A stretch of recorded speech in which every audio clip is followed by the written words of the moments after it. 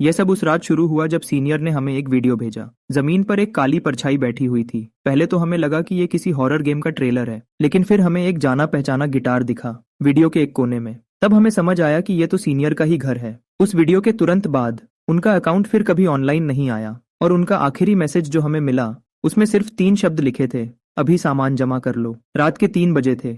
मैं और मेरे रूममेट्स जागकर गेम खेल रहे थे और हम एक फाइट के बीच में थे। स्क्रीन पर एक कॉल आई।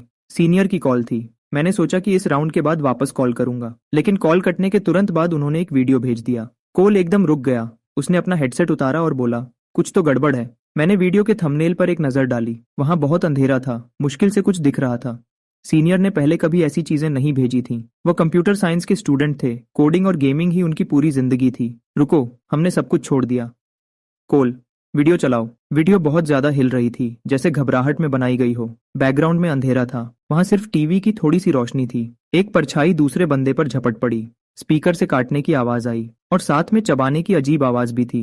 ये किस तरह का गेम है? माइलो ने अपने चिप्स नीचे रख दिए। इसके ग्राफिक्स बहुत असली लग रहे हैं, थियो ने अपना चश्मा ऊपर करते हुए कहा। शायद अनरियल इंजन 5 है। लेकिन मैं स्क्रीन को घूरता रहा। मुझे अंदर से डर लगने लगा। वीडियो लगातार हिल रही थी, लेकिन एक सेकंड के लिए मुझे दीवार पर कुछ साफ दिखा। वह हमारे स्कूल के साइबर सिक्योरिटी कंपटीशन का बैनर था। यह सच में सीनियर का ही घर था। कोल ने वीडियो को धीरे धीरे पीछे किया। कोई गलती नहीं थी। दीवार पर वही बैनर, काउच पर वही कंबल और कोने में वही जाना पहचाना गिटार। यह सीनियर का ही लिविंग रूम था। हमने पिछले महीने ही वहां खाना खाया था। आखिरी सेकंड्स में कैमरा अचानक घूमा और सामने सीनियर का चेहरा आ गया।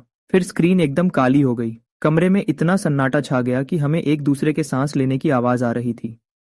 घबराओ मत, शायद ये कोई मजाक हो। लेकिन उसके हाथ में जो चिप्स थे वे डर के मारे पहले ही पीस चुके थे। मैंने तुरंत सीनियर को मैसेज किया, लेकिन कोई जवाब नहीं आया। कॉल भी नहीं लग रही थी। मैंने उनका गेम स्टेटस चेक किया। वह 10 मिनट पहले ऑनलाइन थे, ठीक तब जब उन्होंने वीडियो भेजा था। मैंने एलुमनाई ग्रुप चैट चेक किया। उन्होंने वहां भी यही वीडियो पोस्ट किया था, लेकिन वह जल्दी ही डिलीट हो गया और सिर्फ एक आखिरी मैसेज बचा, अभी सामान जमा कर लो। न कोई बात, न कोई जवाब। आखिर चल क्या रहा था?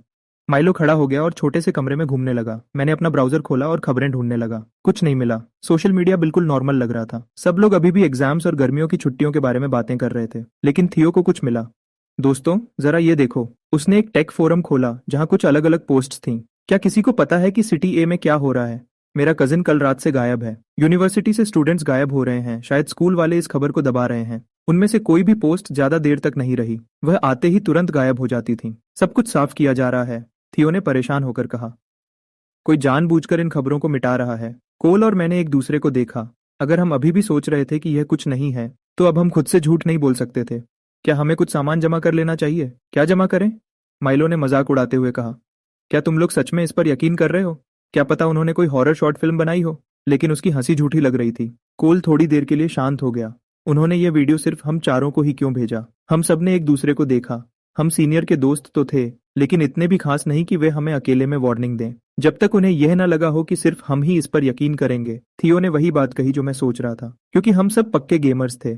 हमने बहुत सारी ज़ॉम्बी मूवीज देखी थी और बहुत सारे सर्वाइवल गेम्स खेले थे। अगर सच में दुनिया खत्म होने वाली थी तो शायद हम ही सबसे पहले तैयार होते। छोड़ो यार, सच हो या झूठ, चलो तैयारी करते हैं। किस चीज की तैयारी? माइलो अभी भी उलझन में था। सामान की। मैंने अपने फोन में नोट्स ऐप खोला। खाना, पानी, दवाइयाँ, टूल्स और एक जगह जो बिल्कुल सेफ हो, ऑब्जर्वेटरी। वह एकेडमिक बिल्डिंग की सबसे ऊपर वाली फ्लोर पर थी। वहां लगभग कोई नहीं जाता था। चाबी एस्ट्रोनॉमी क्लब के प्रेसिडेंट के पास थी, जो पिछले हफ्ते ही अपने घर गया था। एक दूसरी चाबी गार्ड के कैबिन में थी, लेकिन ओल्ड जैंग रात को सो जाते थे। चलो अलग अलग हो जाते हैं। एशर और माइलो, तुम दोनों दुकान से खाना लेकर आओ। थियो, तुम कुछ और जानकारी ढूंढो, मैं चाबी लेकर आता हूँ। रुको, मैंने उन्हें रोका। अगर यह सच है तो हम बहुत बड़ा खतरा उठा रहे हैं, लेकिन अगर यह सिर्फ एक गलतफहमी हुई तो? कोल ने मेरी तरफ बहुत सीरियस होकर देखा। तैयार रहना हमेशा बेहतर होता है। अगर यह झूठ निकला तो ज्यादा से ज्यादा हमारे थोड़े पैसे ही खराब होंगे। उसने अपनी बात पूरी नहीं की, लेकिन हम सब समझ गए थे। अगर यह सच है तो बचने का हमारे पास यही एक मौका है। 3:52 हो चुके थे। सुबह होने में अभी भी 2 घंटे से ज्यादा का समय था। पूरी हॉस्टल बिल्डिंग सो रही थी। किसी को नहीं पता था कि 4 पक्के गेमर्स ठीक इस वक्त आने वाली तबाही की तैयारी कर रहे हैं। 15 मिनट में ऑब्जर्वेटरी पर मिलते हैं। सिर्फ वही खाना लेना जो जल्दी खराब ना हो, और शोर मत करना, किसी को जगाना मत। हम सब ने हाँ में सिर हिलाया। कोई कुछ नहीं बोला, लेकिन सब अंदर ही अंदर दुआ कर रहे थे। सब चाहते थे कि यह सिर्फ एक मजाक हो और सुबह होते ही सब कुछ पहले जैसा नॉर्मल हो जाए। लेकिन वह वीडियो मेरे दिमाग में बार बार घूम रही थी। वह टूटा हुआ गिटार, सीनियर की आंखों में वह डर। मैंने हॉस्टल का दरवाजा खोला। हॉलवे की लाइट्स जल बुझ रही थीं, जैसे लाइट जाने वाली हो। हवा में एक अजीब सी बदबू थी। मुझे समझ नहीं आया कि वह किस चीज की थी। शायद किसी का बचा हुआ खाना खराब हो गया था। शायद। हमने सामान लेने के लिए अपनी पहली दौड़ शुरू की। 4:03 हो चुके थे। साउथगेट की दुकान का शटर आधा खुला था। दुकान का मालिक काउंटर पर सो रहा था। दुकान की लाइट आवाज कर रही थी और जल बुझ रही थी।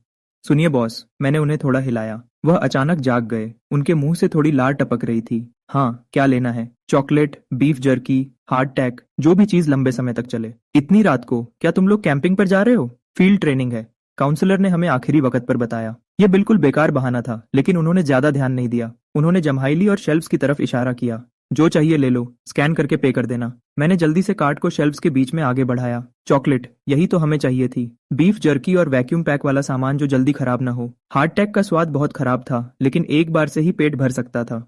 और नमक, नमक बहुत जरूरी था। वह ठीक कह रहा था। नमक सिर्फ खाने के स्वाद के लिए नहीं था, यह साफ सफाई और खाने को खराब होने से बचाने के काम भी आता है। मैंने 10 पैकेट उठाए और कार्ट में डाल दिए। लाइटर्स, मुझे गेम्स की याद आई।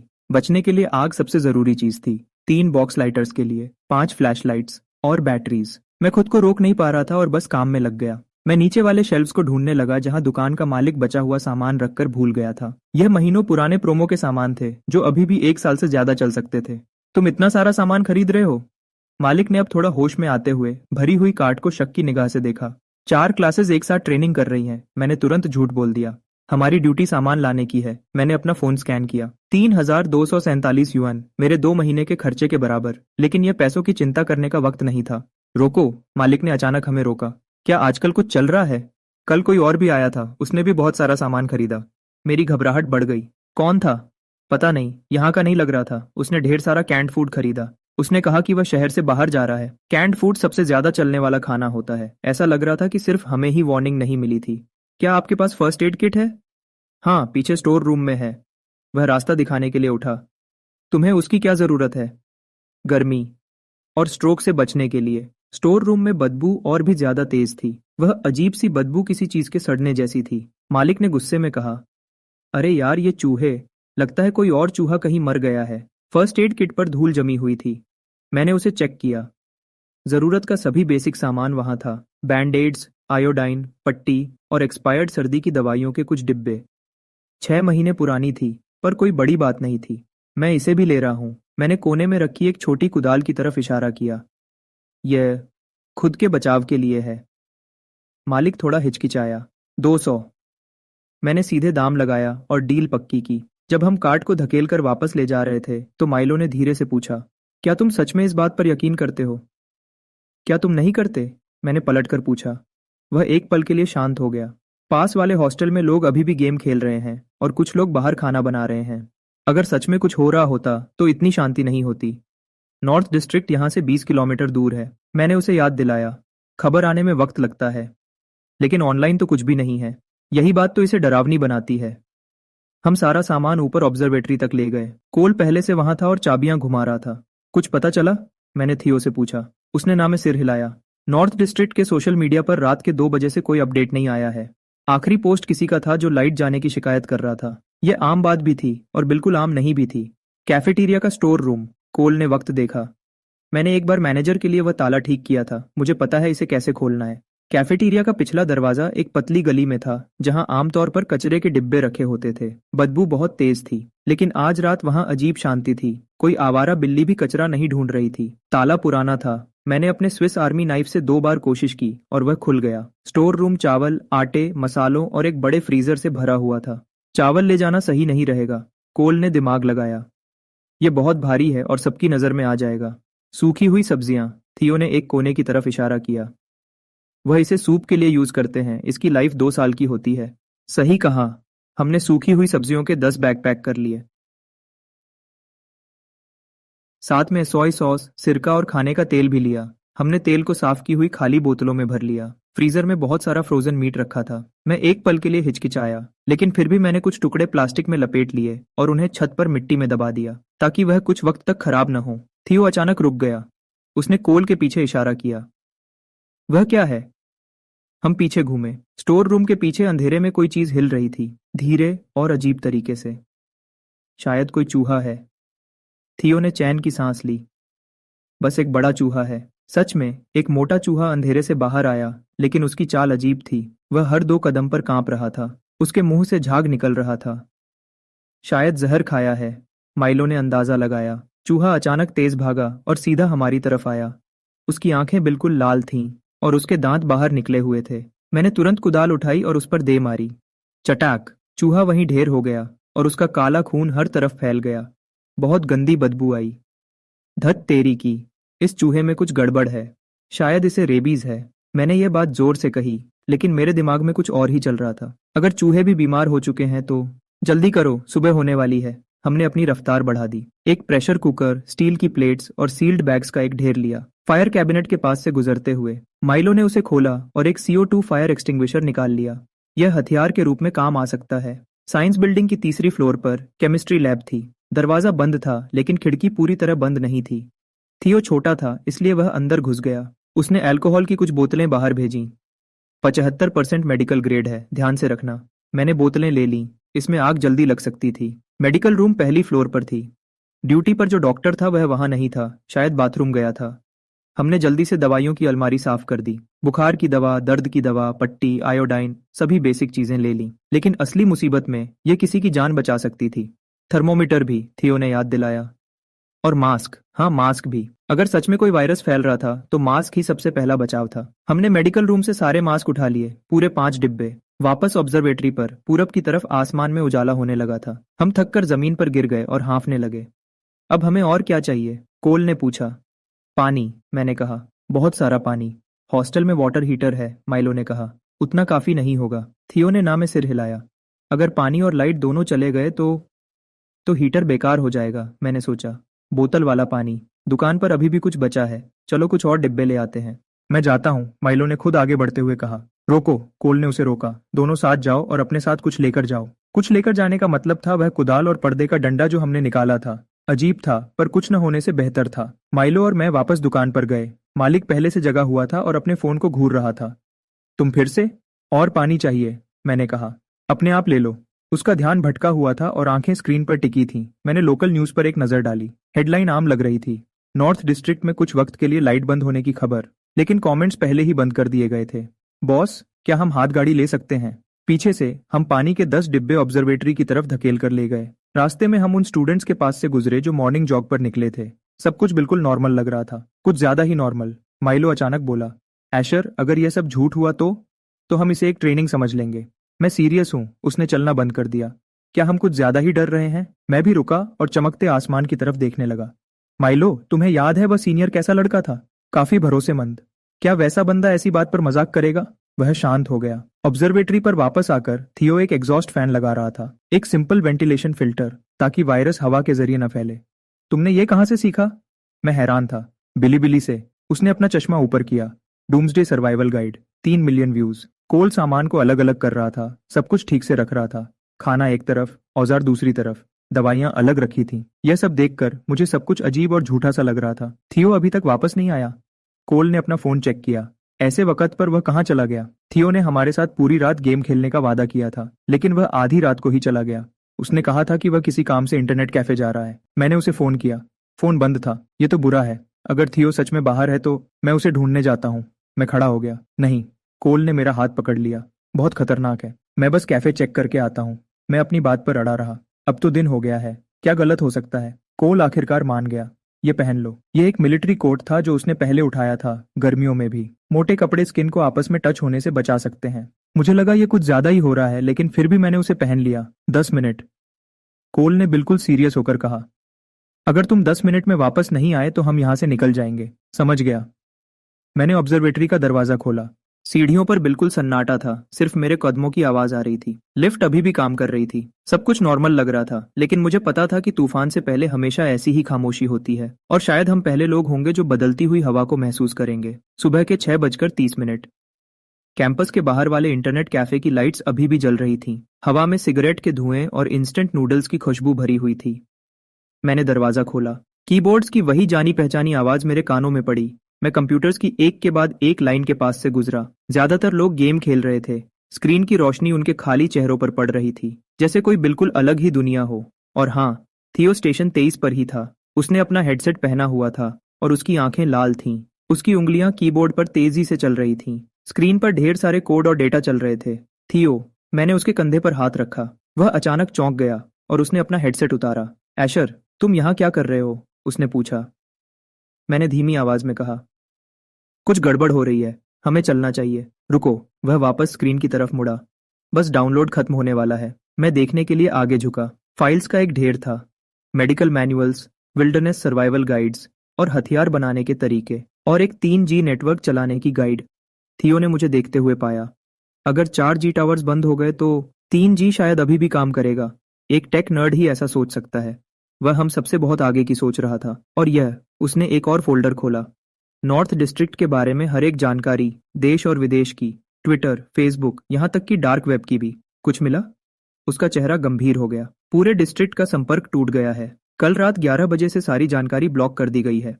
उसने एक स्क्रीनशॉट दिखाया। ट्विटर की एक पोस्ट जो रात के 1 बजे पोस्ट की गई थी, जिस पर लिखा था, भागो, वे सब पागल हो गए हैं। साथ में जो फोटो थी वह धुंधली थी, जैसे भागते हुए खींची गई हो। और ये वाली एक और स्क्रीनशॉट, एक बिना नाम की forum post. North district hospital में कोई अनजान बीमारी फैली है। मरीज बहुत ज्यादा वायलेंट हो रहे हैं। परिवार वाले तैयार रहें। मेरी पीठ में एक ठंडक सी दौड़ गई। मेन स्ट्रीम मीडिया इस बारे में क्यों नहीं बता रहा? तुम्हें क्या लगता है? थियो ने एक फीकी मुस्कान के साथ कहा। डर किसी भी वायरस से ज्यादा तेजी से फैलता है। प्रोग्रेस बार आखिरकार 100% पर पहुंच गया। थियो ने यूएसबी ड्राइव को बाहर खींच लिया। उसने एक नया प्लग किया, एक wireless network card, industrial grade, 2 kilometre की रेंज वाला। तुम इस पूरे वक्त से तैयारी कर रहे थे? मैं सीनियर्स के होमटाउन ग्रुप चैट में भी हूँ। उसने अपना चश्मा ऊपर किया। जैसे ही मैंने उसका मैसेज देखा, मुझे समझ आ गया कि कुछ गड़बड़ है। हम जल्दी से कैफे से बाहर निकले। बाहर धूप पूरी तरह निकल चुकी थी। नाश्ते की दुकानें खुली थीं, हवा में खाने की खुशबू थी। सब कुछ बिल्कुल नॉर्मल लग रहा था जब तक कि थियो ने अचानक मेरा हाथ नहीं पकड़ा। वहां देखो। मेन गेट पर कई सारी पुलिस की गाड़ियां खड़ी थीं। यूनिफॉर्म में ऑफिसर सिक्योरिटी से बात कर रहे थे। उनके चेहरे गंभीर थे। मैंने उसे एक दूसरे रास्ते की तरफ खींचा। वह आमतौर पर बंद रहता था, लेकिन फेंस में एक जगह खाली थी। हर स्टूडेंट को इसके बारे में पता था। जैसे ही हम वहां से निकले, हमारे पीछे एक अनाउंसमेंट गूंजी। ध्यान दें स्टूडेंट्स, इक्विपमेंट मेंटेनेंस की वजह से स्कूल को बंद किया जाएगा। आज सुबह 8 बजे से शाम 6 बजे तक, लाइट न होने की वजह से। कृपया उस हिसाब से तैयारी करें। एक और ब्लैकआउट। हम भागते हुए वापस ऑब्जर्वेटरी तक गए। हमें देखते ही कोल को थोड़ा सुकून मिला। तुम लोग वापस आ गए। बाहर का क्या हाल है? अच्छा नहीं है। मैंने उन्हें वह सब बताया जो हमने देखा था। माइलो अभी भी इस बात को मानने से इनकार कर रहा था। ये बस एक ब्लैकआउट है। गर्मियों में ऐसा होता रहता है। गर्मियों के ब्लैकआउट में पुलिस की पूरी। थियो ने खुद को रोका। ऑफिसर्स नहीं आते। कोल ने अपना फोन चेक किया। 7:40 20 मिनट बचे हैं। 20 मिनट किस चीज के लिए? ब्लैकआउट के लिए। वह खड़ा हो गया। अगर सच में लाइट जाने वाली है तो हमें जल्दी करनी होगी अगले 20 मिनट के लिए। हम ऐसे काम करने लगे जैसे हमारे अंदर अचानक बहुत सारी एनर्जी आ गई हो। हम लग गए अपने हर डिवाइस को चार्ज करने में, हर बर्तन में पानी भरने में और सब कुछ चेक करने में, हर एक सामान को। ब्लैंकेट्स, थियो ने अचानक कहा। रात को ठंड हो जाएगी। हमें ब्लैंकेट्स कहाँ से मिलेंगे? जिम के मैट्स। माइलो ने अपना सर पीटा। इक्विपमेंट रूम में कुछ हैं। वह और कोल मैट्स लेने के लिए भागे। थियो और मैं सामान ठीक करने के लिए वहीं रुके रहे। ऑब्जर्वेटरी बड़ी नहीं थी, लेकिन हम चारों के लिए काफी थी। हमने खिड़कियों को अखबार से ढक दिया, बस एक छोटा सा छेद छोड़ा ताकि बाहर देख सकें। कोल और माइलो मैट्स ले आए और साथ में कुछ और चीजें भी लाए। जंप रोप्स रस्सी का काम कर सकती हैं, डंबेल्स हथियार के लिए और कुछ सॉकर बॉल्स, पता नहीं वह किस लिए थे। 5 मिनट बचे हैं। मैंने अपना फोन देखा। हम जमीन पर एक घेरे में बैठ गए। कोई नहीं बोला। हवा में वैसी ही भारीपन था जैसे तूफान से पहले समुद्र में होता है। अगर यह सच में दुनिया का अंत है तो तुम्हें किस बात का सबसे ज्यादा अफसोस होगा? मेरी कोई गर्लफ्रेंड नहीं बनी, थियो ने सबसे पहले जवाब दिया। एक अधूरा गेम, मैंने कहा। घर न जा पाना, माइलो ने हंसते हुए कहा। मेरा सबसे बड़ा अफसोस है कि मैंने कल रात अपने नूडल्स पूरे नहीं खाए। हम सब हंसने लगे। वह हंसी ज्यादा देर नहीं चली, लेकिन उसने डर को थोड़ा कम कर दिया। ठीक 8 बजे लाइट्स चली गईं। सिर्फ ऑब्जर्वेटरी ही नहीं, पूरी कॉलेज बिल्डिंग में अंधेरा हो गया। नीचे से स्टूडेंट्स के शिकायत करने की आवाजें आने लगीं। कोई स्कूल को बुरा भला कह रहा था, लेकिन हमें पता था कि यह कोई आम लाइट जाना नहीं था। रेडियो। थियो ने उस रेडियो को चालू किया जो उसने पहले से तैयार किया था। उसने उसे इमरजेंसी चैनल पर सेट किया। खरखर की आवाज के बीच एक खबर सुनाई देने लगी। लोगों से शांति बनाए रखने और मदद करने को कहा जा रहा था। वही सब सरकारी बातें। वे जितना शांति रखने को कह रहे थे, हालात उतने ही खराब लग रहे थे। मैं ध्यान से खिड़की के पास गया और वहां लगे अखबार को थोड़ा सा हटाया। नीचे स्टूडेंट्स इकट्ठे हो रहे थे और आपस में धीरे धीरे बात कर रहे थे। कुछ ने कान से फोन लगा रखा था। उनके चेहरों पर हैरानी अब डर में बदल चुकी थी। नेटवर्क अभी भी चल रहा है। कोल ने अपना फोन चेक किया, लेकिन वह बहुत अटक रहा था। टावर्स पर बहुत लोड है, थियो ने कहा।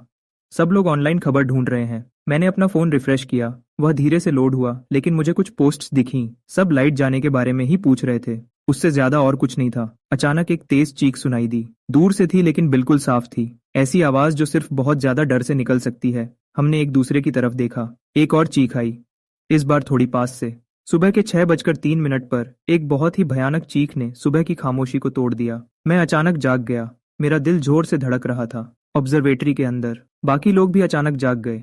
कोल पूरी रात पहरा दे रहा था। उसका चेहरा डर से बिल्कुल पीला पड़ गया था। एक और चीख हवा में गूंजी, इस बार और पास से, हॉस्टल की तरफ से, और उसके तुरंत बाद भागने की आवाजें आने लगीं। चीजों के गिरने और टूटने की आवाजें और किसी जानवर के गुर्राने की आवाज। हम सब जल्दी से खड़े हो गए और अपनी अपनी जगह ले ली। माइलो, दरवाजे और खिड़कियां चेक करो। एशर, मेरे साथ छत पर चलो। छत पर सुबह की पहली किरण दिख रही थी। आमतौर पर इस वक्त स्टूडेंट्स ग्राउंड में होते और कैंटीन से सोय मिल्क की खुशबू आ रही होती, लेकिन आज पूरे कैंपस में एक अजीब सा सन्नाटा था।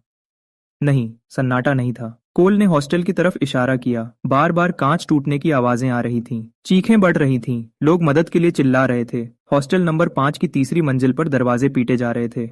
एक इंसान खिड़की से आधा बाहर निकला हुआ था और पागलों की तरह हाथ हिला रहा था। फिर किसी चीज ने उसे अंदर खींच लिया। तेरी तो, मैं खुद को गाली देने से नहीं रोक पाया। और खिड़कियों में लाइट जली। अंदर लोग हिलते हुए दिखे, लेकिन एक एक करके सारी लाइट्स फिर बंद हो गईं। देखना बंद करो। कोल ने मुझे नीचे खींचा। हमें थियो को चेक करना होगा। तभी मुझे याद आया, थियो कल रात लैब गया था अपना सामान टेस्ट करने। वह दादे अभी तक वापस नहीं आया था। उसका फोन बंद था। वह आखिरी बार लैब बिल्डिंग में था। हमने खिड़की से उस तरफ देखा। वह ज्यादा दूर नहीं था, सीधे रास्ते से 200 मीटर से भी कम। लेकिन अभी वे 200 मीटर जिंदगी और मौत का फैसला कर सकते थे। मैं उसे ढूंढूंगा। मैंने वह सामान उठाया जो हमने पहले से तैयार किया था। एक मोटी जैकेट, पैंट्स और भागने वाले जूते। वह बचाव का सामान जो माइलो ने स्टोर रूम से चुराया था, वह भी काम आया। नी पैड्स, एल्बो पैड्स और एक मोटरसाइकिल हेलमेट। मैं भी तुम्हारे साथ चलूंगा। माइलो खड़ा हुआ। नहीं, कोल ने उसे रोका। ज्यादा लोग मतलब बड़ा खतरा। एशर तेज है। एक अकेला इंसान जल्दी निकल सकता है। लेकिन माइलो इस बात से खुश नहीं था। 15 मिनट, कोल ने मुझे घूरते हुए कहा। तुम 15 मिनट में वापस आओगे, चाहे वह मिले या न मिले। समझ गया। मैंने चाकू को अपनी पैंट्स में फंसा लिया और पेपर स्प्रे की एक कैन उठा ली। मैंने एक गहरी सांस ली और दरवाजा खोला। हॉलवे में अजीब सा सन्नाटा था। इमरजेंसी लाइट्स की हरी रोशनी सब कुछ अजीब बना रही थी। मैं दीवार से चिपक कर ध्यान से एक एक कदम बढ़ाने लगा। सीढ़ियों में एक आवाज गूंजी। वह सिर्फ मेरी अपनी सांस लेने की आवाज थी। पहली मंजिल, दूसरी, तीसरी, सब कुछ नॉर्मल लग रहा था, बहुत ज्यादा नॉर्मल। इस बात ने मुझे और डरा दिया। मैंने लैब बिल्डिंग का दरवाजा खोला। मुझे दवाई की तेज बू आई, लेकिन उस दवाई की बू के नीचे एक और बू थी, खून की। हॉलवे के आखिर में लैब का दरवाजा थोड़ा खुला था। फर्श पर खून के निशान अंदर की तरफ जा रहे थे। थियो, मैंने धीरे से आवाज दी। कोई जवाब नहीं आया। मैंने दरवाजा खोला। लैब पूरी तरह बिखरी हुई थी। सामान गिरा हुआ था। सैंपल्स फर्श पर टूटे पड़े थे। थियो का बैग अभी भी टेबल पर रखा था, एक आधे बने डिवाइस के पास। लेकिन वह कहाँ था? स्टोर रूम से एक हल्की आवाज आई। मैंने चाकू को कस के पकड़ा और पास गया। दरवाजे की दरार से एक हल्की रोशनी आ रही थी और तेज सांस लेने की आवाज भी। मैं हूं एशर, जल्दी अंदर आओ। थियो की आवाज थी। मैंने दरवाजा खोला। वह कोने में सिमटकर बैठा था। उसका चेहरा बिल्कुल पीला था और उसके बाएं हाथ पर बंधी पट्टी से खून बह रहा था। क्या हुआ? वह कांप रहा था। प्रोफेसर चेन कल रात देर तक काम कर रहे थे। मुझे लगा सब ठीक है, लेकिन वे बदल गए। वे अब पहले जैसे नहीं रहे। थियो की आवाज कांप रही थी। वे मुझ पर झपटे, मुझे काटने की कोशिश की। उनकी आंखें पूरी सफेद थीं। जो हमने वीडियो में देखा था वह अब सच हो गया है। क्या तुम चल सकते हो? हाँ, मैंने उसे खड़ा किया। वह एक बार लड़खड़ाया, फिर खुद को संभाला। रुको। वह मुश्किल से टेबल की तरफ गया और उस आधे बने डिवाइस को उठाया। हमें इसे ले जाना होगा। इसमें ऐसा क्या खास है? एक सिग्नल इंटरसेप्टर। उसका दम फूल रहा था। यह कोई भी वायरलेस सिग्नल पकड़ सकता है, यहां तक कि मिलिट्री के सिग्नल्स भी। मैंने और सवाल नहीं किए और उसका बैग अपने कंधे पर टांग लिया। जैसे ही हम जाने के लिए मुड़े, हॉलवे में कदमों की आवाज आई। नहीं, कदमों की नहीं, किसी के घसीट कर चलने की आवाज थी। उसके साथ भारी सांस लेने की आवाज भी थी। मैंने और थियो ने एक दूसरे को देखा। स्टोर रूम से बाहर निकलने का सिर्फ एक ही रास्ता था, घसीटने की आवाज और पास आने लगी, दरवाजे की दरार से। मैंने लैब के दरवाजे पर एक साया देखा, एक सफेद लैब कोट जो खून से लथपथ था, बिखरे हुए बाल और चलते वक्त शरीर अजीब तरीके से मुड़ा हुआ था। प्रोफेसर चेन, या फिर जो पहले वे हुआ करते थे। वे लैब में घूम रहे थे और सामान गिरा रहे थे। अचानक वे रुके, हवा में कुछ सूंघने की कोशिश की। फिर वे धीरे से स्टोर रूम की तरफ मुड़े। हथियार, मैंने धीरे से कहा। थियो ने एक शेल्फ की तरफ इशारा किया। वहां कुछ केमिकल की बोतलें रखी थीं। तेजाब। मैंने ध्यान से एक बोतल उठाई और दूसरे हाथ में चाकू को कस के पकड़ लिया। दरवाजे का हैंडल घूमने लगा। 1 सेकंड, 2 सेकंड, दरवाजा झटके से खुल गया।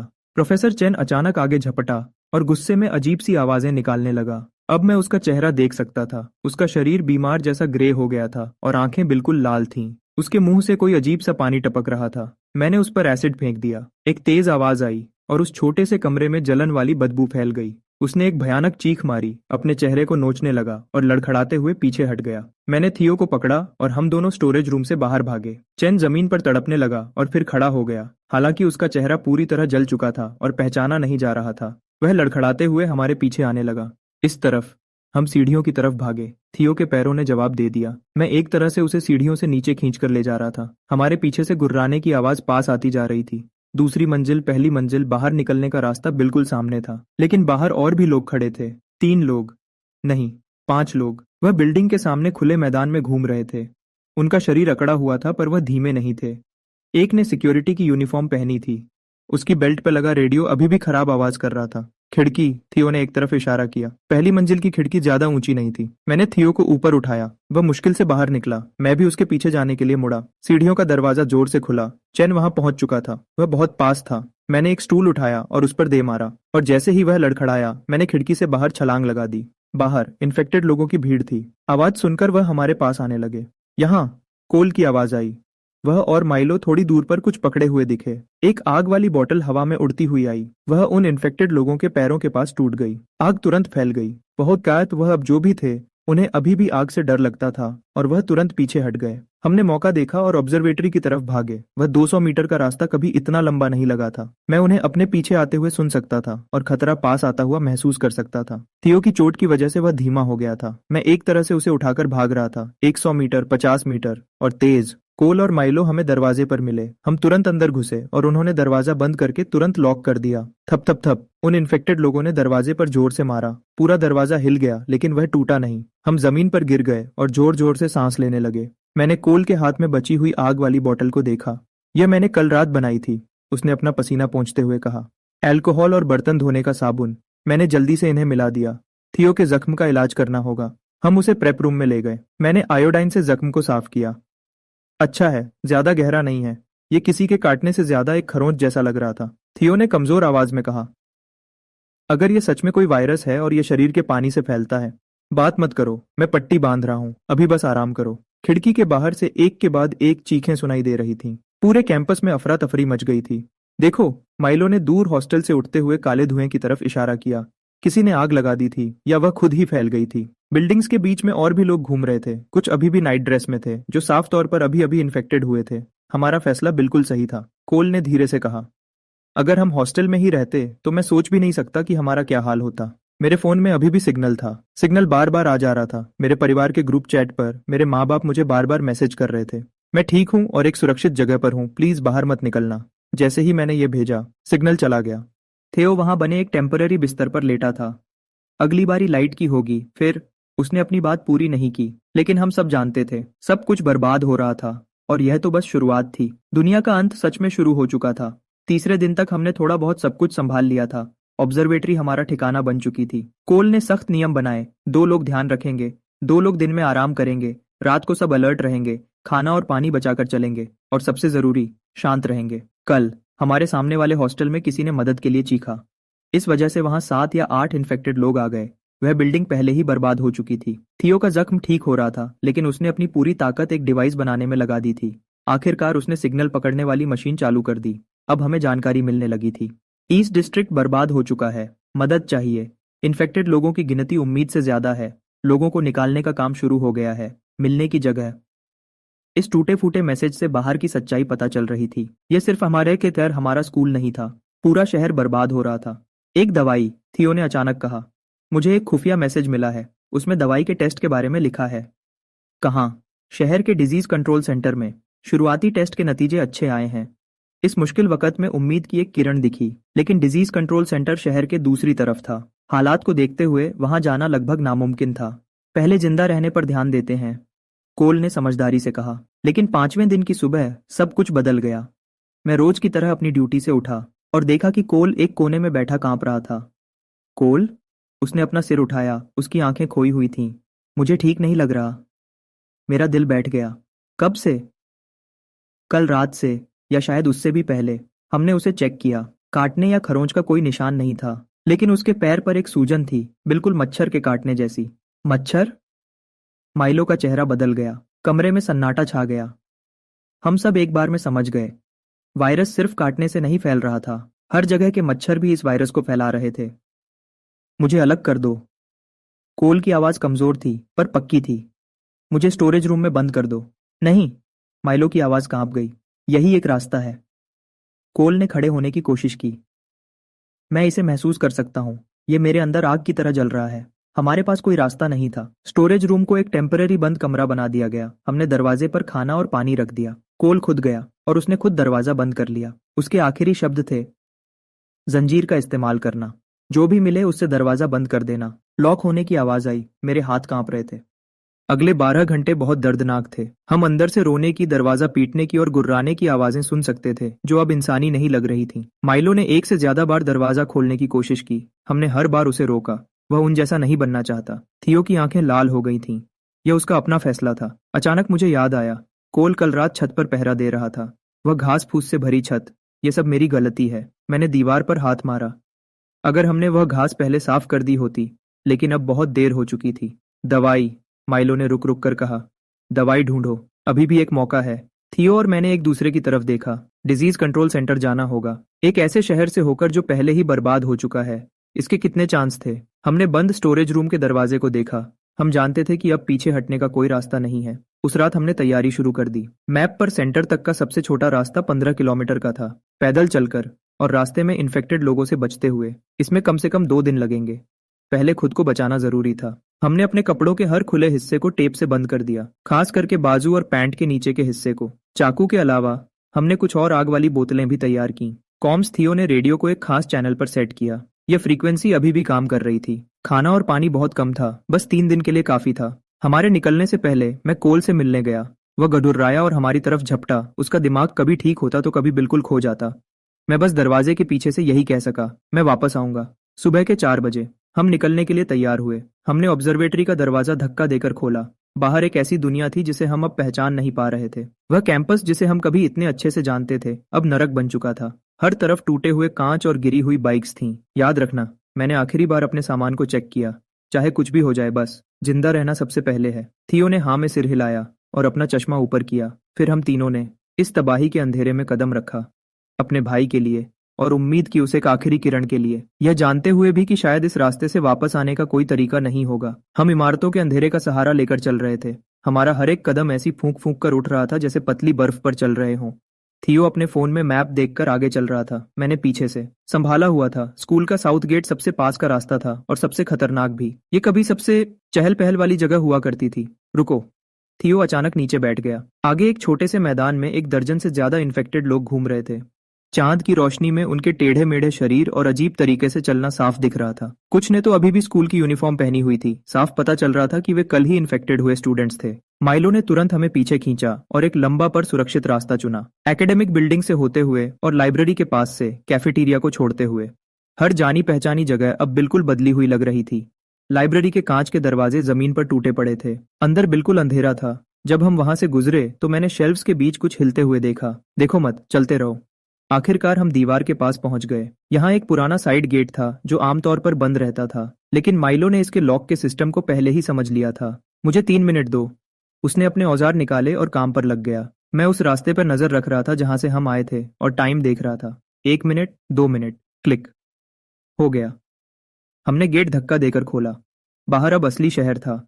अगर कैंपस में थोड़ा बहुत सब ठीक था भी, तो बाहर पूरी तरह से तबाही थी। सड़क पर हर तरफ लावारिस गाड़ियां खड़ी थीं। कुछ के दरवाजे खुले थे तो कुछ आपस में टकराई हुई थीं। स्ट्रीट लाइट्स जल बुझ रही थीं। गैस स्टेशन की लाइट्स पूरी तरह बंद हो चुकी थीं। हवा में धुआं और सड़न की बदबू भरी हुई थी। हमने अपने मास्क पहने और सोचे हुए रास्ते पर आगे बढ़ने लगे। वह शॉपिंग स्ट्रीट जहां कभी बहुत भीड़ होती थी, अब एक भूतहा शहर जैसी लग रही थी। ज्यादातर दुकानों के शटर टूटे हुए और खुले थे। अंदर सब कुछ बर्बाद हो चुका था। कोई पहले ही यहाँ से सब लूट चुका था। थियो ने जमीन पर बने निशानों की तरफ इशारा किया। कुछ ही देर पहले यहाँ से बचे हुए लोग गुजरे थे, जिसे देखकर हमें थोड़ी राहत भी मिली और डर भी लगा। हम लगभग 2 किलोमीटर चल चुके थे जब आसमान साफ होने लगा। अब कोई छुपने की जगह ढूंढनी थी। दिन के उजाले में चलना बहुत खतरनाक था। इन्फेक्टेड लोगों को उजाले में ज्यादा साफ दिखता था। वहां मैंने एक ऑफिस बिल्डिंग की तरफ इशारा किया। तीसरी मंजिल का एक ऑफिस हमारी टेम्पोररी जगह बन गया। दरवाजे का लॉक अभी भी ठीक था, खिड़की भी सही सलामत थी। हमने बारी बारी आराम किया और नीचे सड़क पर नजर रखते रहे। दिन के उजाले ने हालत और खराब कर दी। हमने जितना सोचा था उससे कहीं ज्यादा इन्फेक्टेड लोग वहां थे। वह बिना किसी वजह के इधर उधर घूम रहे थे। कभी कभी वे एक साथ इकट्ठे हो जाते और फिर अलग हो जाते। कुछ में अभी भी पुरानी आदतें बाकी थीं। मैंने एक को सूट में देखा, जो अभी भी बस स्टॉप पर खड़ा इंतजार कर रहा था, भले ही वहां का बोर्ड गिर चुका था। उधर देखो। थियो ने मुझे दूरबीन पकड़ाई। कुछ गलियों दूर एक छोटा सा ग्रुप तेजी से जा रहा था। उनके पास पूरा सामान था। उनका चलने का तरीका बहुत डिसिप्लिन्ड और ऑर्गेनाइज था। क्या वे सरकारी लोग थे? ऐसा नहीं लगता। थियो ने सिर हिलाया।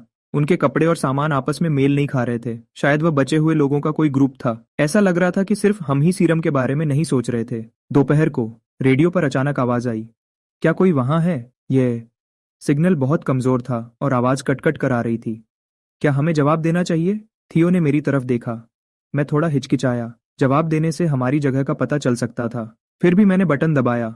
मैं ऐशर हूँ। कौन है वहां? हम बचे हुए लोग हैं जो आर्ट गैलरी में फंसे हैं। हमें मदद चाहिए। गैलरी ज्यादा दूर नहीं थी, पर वह हमारे रास्ते में नहीं थी। तुम कितने लोग हो? 3। एक पति पत्नी और एक बच्चा। बच्चा शब्द सुनते ही दूसरी तरफ से आवाज कांपने लगी। मैंने रेडियो बंद किया और माइलो और थियो की तरफ देखा। हम नहीं जा रहे, माइलो ने साफ कहा। हमारा अपना एक मिशन है। वह सही कह रहा था, लेकिन उस आवाज में जो दर्द था। थियो ने भी हाँ में सिर हिलाया। चलते रहो, मैंने आखिरकार कहा। शाम के 4 बजे हम फिर से निकल पड़े, बचते हुए इन्फेक्टेड लोगों के 2 ग्रुप्स से, एक रहने वाले इलाके से गुजरते हुए। हमारी रफ्तार हमारी प्लानिंग से बहुत कम हो गई थी। इस हिसाब से डिजीज कंट्रोल सेंटर पहुंचने में 3 दिन लग सकते हैं। क्या कोल तब तक टिक पाएगा? 2 दिन बीत गए और हमने सिर्फ 5 किलोमीटर का रास्ता तय किया था। धूप की वजह से सड़क की दलकत पिघल रही थी और गर्मी की धुंध उठ रही थी। हर एक कदम के पीछे एक हल्का निशान बन रहा था। जूतों के अंदर मेरे पैरों की उंगलियां गर्मी से जल रही थीं। मैंने एक पल के लिए अपनी ही परछाई को देखा। स्कूल के दिनों में क्लास के बाद मेरी परछाई बिल्कुल ऐसी ही लंबी दिखती थी। बस फर्क ये था कि तब मेरे साथ शोर मचाते हुए दोस्तों की भीड़ होती थी। अब बस थियो और माइलो के कदमों की आवाज गूंज रही थी एक सुनसान सड़क पर। दूर इमारतों के अंधेरे में इन्फेक्टेड लोग झूम रहे थे। मेरी ज्यादा देर देखने की हिम्मत नहीं हुई, पर मैं चोरी छिपे उन्हें देखने से खुद को रोक नहीं पाया। उनकी सड़ी हुई स्किन धूप में चमक रही थी, धूप में जैसे खराब सड़ी हुई मीट हो। उनकी रफ्तार रात के मुकाबले आधी थी, पर वे बिना थके चाबी वाले खिलौनों की तरह चलते जा रहे थे। अजीब है, इतना सड़ने के बाद भी उनके जोड़ मुड़ रहे हैं और वे चल रहे हैं। और कितना दूर है? थियो की आवाज बैठ चुकी थी, जैसे लकड़ी पर सैंडपेपर रगड़ा जा रहा हो। मैं उसके बाएं हाथ की पट्टी चेक करने के लिए घूमा। एक काला धब्बा उसकी आधी हथेली के बराबर फैल चुका था जब उस बूढ़े आदमी ने उस पर अचानक हमला किया था। कन्वीनियंस स्टोर का वह नजारा कल रात का मेरे दिमाग में फिर से घूम गया। वह बूढ़ा आदमी शेल्व्स के पीछे सिकुड़कर बैठा था। उसे इतनी प्यास लगी थी कि उसकी पीठ झींगे की तरह मुड़ी हुई थी जब हमने उसे आधी बोतल पानी दिया। उसके हाथ पतझड़ के पत्तों की तरह कांप रहे थे। कौन सोच सकता था? जैसे ही थियो ने उसके सामने अपना बैग नीचे रखा, उसने हाथ में बियर की टूटी हुई बोतल लेकर हमला कर दिया। कांच के शरीर को चीरने की आवाज बहुत हल्की थी, जैसे कोई प्लास्टिक रैप फाड़ रहा हो। पर उसकी नफरत खाने के लिए नहीं थी, वह बस अपने साथ किसी और को भी खत्म करना चाहता था। हम लगभग ओवरपास के पास हैं। मैंने अपनी आवाज को संभालने की कोशिश की। मेरी नजर थियो के कंधे से होते हुए माइलो पर गई। वह सड़क के किनारे उल्टी पड़ी आइसक्रीम की गाड़ी को बिना सोचे समझे घूर रहा था। अंदर की पिघली हुई क्रीम काली मिट्टी के साथ मिलकर उल्टी के ढेर जैसी जम चुकी थी। तभी अचानक गली से घुर्राने की आवाज आई। 1 या 2 नहीं, बल्कि पूरा झुंड था। मेरे रोंगटे खड़े हो गए। मैंने अपनी आंखों के कोने से देखा कि मोड़ से काले साए तेजी से बाहर निकल रहे थे। उनके हाथ पैर अजीब तरीके से मुड़े हुए थे और उनके गले से अजीब घुर्राने की आवाजें निकल रही थीं। भागो! मैं लगभग चिल्ला पड़ा। मैंने थियो का हाथ पकड़ा और आगे की तरफ भागा। वह लड़खड़ाया। उसका जख्म शायद खुल गया था, पर मेरी रुकने की हिम्मत नहीं हुई। पीछे से घुर्राने की आवाज और पास आती जा रही थी। मुझे पीछे से माइलो के कदमों की आवाज सुनाई दे रही थी। वह हमेशा जोर जोर से पैर पटक कर भागता था, जैसे सबको बताना चाहता हो कि वह आ रहा है। पता नहीं हम कब तक भागते रहे, जब तक मेरे फेफड़ों में आग जैसी जलन नहीं होने लगी। फिर आखिर में हम एक तंग गली में घुसे और ठंडी दीवार से टेक लगाकर अपनी सांस रोककर छुप गए। मुझे एहसास हुआ कि मेरे साथ सिर्फ थियो था। माइलो तो जा चुका था। गली के रास्ते से एक अजीब ठंडी हवा आई। मैंने गली के खाली कोने की तरफ देखा। मेरा दिल घबराहट से बैठ गया। हमने उसे कैसे खो दिया? बस कुछ सेकंड्स पहले जब मैंने पीछे देखा था तो वह वहीं था। क्या उसका पैर फिसल गया था? या मैं आगे सोच भी नहीं पाया। थियो दीवार के सहारे खड़ा होकर खांस रहा था। उसकी हर खांसी ऐसी थी जैसे उसके फेफड़े फट जाएंगे। मुझे अचानक वह दिन याद आया जब हमने कोल को स्टोरेज रूम में बंद किया था। वह बिल्कुल ऐसे ही खांस रहा था। एक खाली पड़ा हुआ बैंक और उसका एटीएम बूथ हमारा टेम्पररी ठिकाना बन गया। हमने अंदर से लोहे का दरवाजा बंद कर लिया। मैंने चाकू निकाला और थियो की पट्टी काट दी। जख्म का किनारा पहले ही काला पड़ चुका था। यह ठीक नहीं हो सकता। वह सांस लेते हुए हंसा और उसकी हंसी में सिर्फ दुख था। मुझे भूल जाओ, जाओ और सीरम ढूंढो या फिर चुप रहो। मैंने उसे एक थप्पड़ मारा। थप्पड़ की आवाज उस छोटी जगह में इतनी तेज गूंजी कि मेरे अपने कान दुखने लगे। मारते ही मुझे दुख हुआ। वह पहले ही इतनी तकलीफ में था, लेकिन मैं खुद को रोक नहीं पाया। अगर मैं उसे बोलने देता तो मुझे डर था कि मैं भी हिम्मत हार जाऊंगा। हम यहाँ माइलो और कोल के लिए आए हैं। मैंने उसकी आंखों में देखा और अपनी आवाज को सख्त रखने की कोशिश की। हम अभी मुश्किल से आधे रास्ते पहुंचे हैं और तुमने अभी से हार मान ली। मैंने कांपती उंगली से उसके जख्म की तरफ इशारा किया। अगर तुम बदल भी गए तो भी हम सीरम ढूंढकर तुम्हें वापस ठीक कर सकते हैं। वह रुक गया। उसकी आंखों में उम्मीद की एक हल्की सी किरण दिखी, जैसे बुझती हुई मोमबत्ती हवा लगने पर एक बार फिर जल उठती है। मैंने अपने कपड़े का एक टुकड़ा फाड़ा और उसे फिर से पट्टी बांधी, लेकिन जब मेरा हाथ उसकी स्किन से छुआ तो मुझे अंदर की गर्मी महसूस हुई। मेरा दिल और बैठ गया। उसे बुखार था। यह एक बुरा सपना था। यह उस काले पड़ चुके जख्म से भी ज्यादा बुरा था। हमारे पास बुखार की एक गोली तक नहीं थी। पट्टी बांधने के बाद मैं ठंडे एटीएम से टेक लगाकर खड़ा हो गया और बाहर धूप को खाली नजरों से देखने लगा। पहले मैं शिकायत करता था कि गर्मियां बहुत लंबी होती हैं, लेकिन अब मैं चाहता था कि सूरज धीरे धीरे डूबे, क्योंकि रात होते ही वह चीजें फिर से बाहर आ जाएंगी। थियो दीवार से टेक लगाए आंखें बंद किए बैठा था। उसकी सांस अब भी भारी थी। मैंने अपनी जेब में रखी आधी मोमबत्ती को छुआ। हमने इसे एक दुकान से चुराया था ताकि रात को काम आए, लेकिन अब मुझे लगा कि जब तक उजाला है हमें आगे बढ़ना चाहिए। 100 मीटर आगे बढ़ने का मतलब था सुरक्षा के 100 मीटर और पास जाना, और शायद माइलों के भी पास पहुंच जाना। मैंने चाकू को कस के पकड़ा। पसीने की वजह से उसका हैंडल गीला हो गया था। चलो चलते हैं, हम रुक नहीं सकते। रुकने का मतलब था हार मान लेना, और हम जितना नॉर्थ की तरफ जाते उतने ही ज्यादा इन्फेक्टेड लोग मिलते। कोई और रास्ता नहीं था। हमें छुपने के लिए कोई जगह ढूंढनी ही थी। मैंने थियो को सहारा देकर अंदर किया। हमारे जूतों के नीचे कचरा और कागज के टुकड़े दबे, जिसकी हल्की सी आवाज आई जो पहले मैंने कभी नोटिस नहीं की होती। लेकिन अब यह आवाज मेरे कानों में चुभन पैदा कर रही थी। हर एक कदम पर पकड़े जाने का डर था। क्या कोई है यहाँ? मैंने धीमी आवाज में पूछा। वह आवाज खाली लॉबी में गूंजी और बहुत तेज लगी। तभी फ्रंट डेस्क के पीछे कुछ हिला। एक सिमटी हुई आकृति अचानक सीधी हो गई। वह एक लड़की थी जो काउंटर के नीचे अपने घुटने पकड़कर बैठी थी। उसके पैरों पर सूखी मिट्टी लगी हुई थी और वह अपनी क्रीम रंग की शर्ट के कोने को उंगलियों से मरोड़ रही थी। कपड़ा महंगा लग रहा था। उसके गले में एक बैज लटक रहा था जो प्लास्टिक केस में था। फोटो में उसने बाल पीछे बांधे हुए थे और उसके चेहरे पर एक प्यारी सी स्माइल थी जिसमें डिंपल पड़ रहा था। चिल्लाओ मत, उसकी आवाज कांप रही थी। उसने मेरी और थियो की तरफ देखा और उसकी नजर थियो की खून से सनी पट्टी पर रुक गई। उसकी आंखें डर से फट गईं। तुम लोग उन चीजों जैसे तो नहीं हो? मैंने कोई जवाब नहीं दिया, बस थियो के हाथ की तरफ इशारा किया। पास में कोई मेडिकल स्टोर है। इसका शरीर तप रहा है। उसने अपने होंठ दबाए और कांच के दरवाजे की तरफ देखने लगी। सड़क के उस पार एक मेडिकल स्टोर है जो 24 घंटे खुला रहता है, लेकिन कल दोपहर मैंने उनमें से कुछ को काउंटर के पास खड़े देखा था। वे बिल्कुल हिल भी नहीं रहे थे। वह थोड़ी देर रुकी। अचानक वह एक तरफ हट गई और उसके पीछे एक इमरजेंसी एग्जिट का बोर्ड दिखा। इन सीढ़ियों से नीचे जाओ और पीछे की गली से निकल जाओ। तुम वहां से घूमकर मेडिकल स्टोर के पीछे वाले दरवाजे तक पहुंच जाओगे। उसका ताला सड़ चुका है। एक लात मारोगे तो खुल जाएगा। मैंने थोड़ी देर उसे देखा। यह बिल्डिंग कम से कम 3 दिन से घिरी हुई थी। इतने दिन तक बचे रहने का मतलब था या तो उसकी किस्मत अच्छी थी या फिर वह जितनी दिखती है उससे ज्यादा समझदार थी। तुम यहां से गई क्यों नहीं? मैं किसी के आने का वेट कर रही हूँ। उसने नीचे देखा और अपने बैज को छुआ। उसने फोटो में बने डिंपल पर उंगली फेरी। मेरे बॉस ने बोला था कि वह गाड़ी भेजेंगे। उसकी आवाज धीमी हो गई और एक ठंडी सांस पर खत्म हुई। उस वक्त मुझे समझ नहीं आया कि मैं उसे खुशकिस्मत कहूं या भोली जो अभी तक अपने बॉस पर भरोसा कर रही थी, लेकिन अभी इन सब का टाइम नहीं था। चलो चले। मैंने थियो को सहारा दिया और उसके पास से निकल गया। उसने थोड़ी देर सोचा, फिर हाँ में सिर हिलाया और रास्ता दिखाने के लिए आगे बढ़ गई। हम उसके पीछे पीछे सीढ़ियों से नीचे जाने लगे। रेलिंग पर लगी जंग मेरे हाथ पर लग रही थी, जिससे खुजली और चुभन हो रही थी। थियो की सांस और भारी होती जा रही थी। उसका लगभग पूरा वजन मेरे कंधे पर था। उसका शरीर आग की तरह तप रहा था। अगर हमें जल्दी ही बुखार की दवाई नहीं मिली तो जख्म से पहले यह बुखार ही उसे मार देगा। मियाँ आगे चल रही थी और उसके कदम बहुत हल्के थे। वह हर बार सीढ़ियों पर ध्यान से चल रही थी ताकि पैर फिसल न जाए। जब हम दूसरी फ्लोर पर पहुंचे तो वह अचानक रुक गई। उसने खिड़की से बाहर इशारा किया। वह मेरा घर है। सामने वाली बिल्डिंग की 6ठी फ्लोर पर एक अकेली लाइट जल रही थी। पर्दे पूरे बंद नहीं थे, इसलिए अंदर एक टेढ़ा मेढ़ा सोफा दिख रहा था। परसों रात को लाइट जल रही थी, लेकिन कल से बंद है। उसकी आवाज बहुत धीमी थी। शायद वे नहीं बचे। मैंने कोई जवाब नहीं दिया। ऐसे समय में दिलासा देना बेकार लगता है। तीसरे दिन शाम को हमने बच्चों के सामान की एक दुकान में पनाह ली। थियो बेहोशी में अजीब बातें करने लगा था। वह एक खिलौने को पकड़कर बड़बड़ा रहा था कि यह वही डिब्बा है जिसमें बूढ़े ली ने सीरम छुपाया था। मिया ने दुकान के थर्मोमीटर से उसका बुखार चेक किया। उसके हाथ कांप रहे थे जब उसने देखा। 39.7 बुखार है। अगर ऐसा ही रहा तो दिमाग पर असर पड़ जाएगा।